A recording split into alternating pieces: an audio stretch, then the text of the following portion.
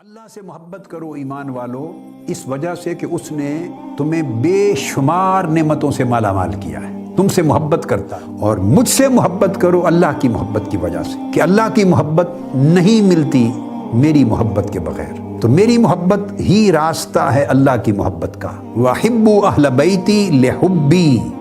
اور میری اہل بیت سے محبت کرو تاکہ تمہیں میری محبت مل سکے۔ میری محبت کی خاطر میری اہل بیت سے محبت کرو، اور اللہ کی محبت کی خاطر مجھ سے محبت کرو۔ کہ آقا علیہ الصلوۃ والسلام ایک روز سیدنا امام حسین کو، اپنے شہزادے حسین کو اپنے کندھوں پر اٹھا کے چل رہے ہیں، تو ایک شخص نے دیکھا، تو دیکھتے اس نے کہا کہ اے بیٹے مبارک ہو، کتنی پیاری سواری نصیب ہوئی ہے تمہیں، کتنی خوبصورت اور اعلیٰ سواری ہے تیری۔ یہ امام حسین سے مخاطب ہوا کوئی شخص، صاحب ظاہر ہے صحابی تھا، یہ ممکن ہے کوئی غیر صحابی بھی ہو۔ فقال النبی صلی اللہ علیہ وآلہ وسلم ونعم الراکب ہوا، تمہیں سواری کا اچھا ہونا نظر آ رہا ہے، دیکھو کہ راکب سوار کتنا اچھا ہے، سوار کتنا پیارا ہے، سوار کتنا خوبصورت ہے، سوار کتنا اعلیٰ ہے۔ اب یہاں ایک نقطہ اس کی طرف آپ کی توجہ مبذول کرانا چاہتا ہوں، وہ یہ کہ یہ آقا علیہ الصلوۃ والسلام کا عمل، سیدنا امام حسین کو جب چھوٹی عمر میں شہزادے تھے کندھوں پہ بٹھا کے چلنا، اور ایک روایت میں امام حسن مجتبیٰ کا ذکر بھی آیا کہ ان کو اٹھا کے چل رہے تھے، تو حسنین کریمین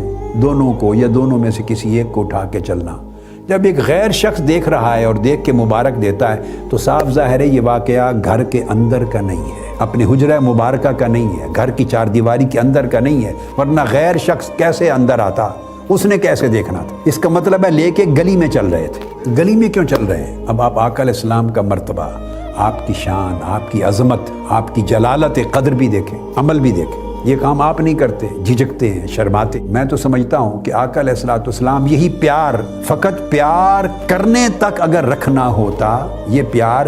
کرنے تک رکھنا ہوتا، اپنی ذات تک رکھنا ہوتا، تو یہ عمل گھر کے اندر کرتے، چار دیواری کے اندر کرتے، اندر کی بات تھی، پرائیویسی میں کرتے، کندھوں پر بٹھا کر گلی میں چل رہے ہیں۔ اس میں مجھے تو کوئی شک نہیں ہے اس بات میں کہ آقا علیہ السلام ان سے پیار کرنے کا یہ جو طرز عمل ہے، وتیرہ ہے، یہ جو ادا ہے، یہ امت کو کمیونیکیٹ کر رہے ہیں، اپنی ادا امت کو بتا رہے ہیں، امت کو آگاہ فرما رہے ہیں، دیکھو یہ ہے میرے پیار کا عالم حسین کے ساتھ، یہ ہے میری محبت کا عالم حسین اور حسن کے ساتھ، یہ ہے میرا انداز ان سے محبت کرنے کا۔ پھر دوسری حدیث آقا علیہ الصلوۃ والسلام کی، جس میں حضرت یعلا العامری روایت کرتے ہیں، وہ کہتے ہیں کہ ہم رسول پاک صلی اللہ علیہ وسلم کے ساتھ ایک دعوت پر گئے، لوگ بیٹھے تھے امام القوم وحسین مع غلمان یلعب، گلی سے گزر رہے ہیں، لوگوں کے سامنے بچے کھیل رہے تھے، ان میں حسین بھی کھیل رہے تھے، سیدنا امام حسین رضی اللہ تعالیٰ عنہ۔ اب صاف ظاہر ہے یہ بھی کسی گلی کا واقعہ ہے، شہر کا، مدینہ پاک کے کسی گلی کوچے کا واقعہ ہے،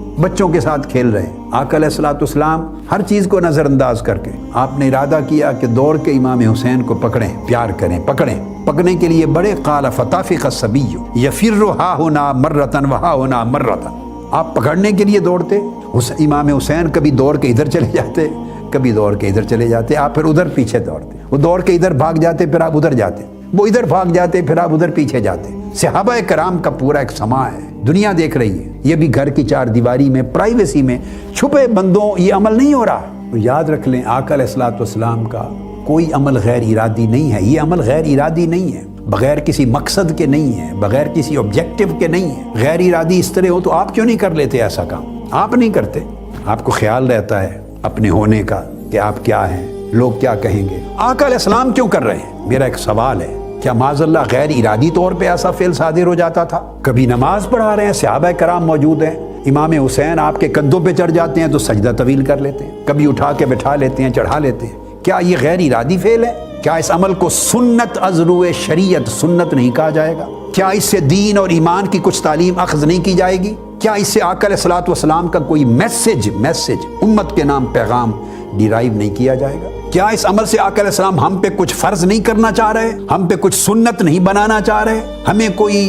کسی امر کے کرنے کی نصیحت نہیں فرمانا چاہ رہے؟ کیا اپنا طرز عمل امت کو دکھانا نہیں چاہ رہے؟ یہ سوال چھوڑ رہا ہوں آپ کے ذہنوں میں، تاکہ اس وقت جو فرقہ بندی اور صف بندی ہے معاشرے میں، جس نے لوگوں کے عقائد کو اپنی راہ اعتدال سے ہٹا دیا ہے، تو آقا علیہ السلام پھر حضرت امام حسین کو ہنساتے جا رہے ہیں، پھر دوڑتے ہیں، پھر وہ ہنستے ہیں اونچا، پھر دوڑتے ہیں پکڑنے کے لیے، پھر وہ اونچی آواز سے ہنستے ہیں اور ادھر دوڑ جاتے ہیں، تو ان کو ہنسا رہے ہیں، خوش کر رہے ہیں، اور پیچھے پیچھے دوڑ رہے ہیں، حتیٰ اخذہ ہوتا کہ آپ نے پکڑ لیا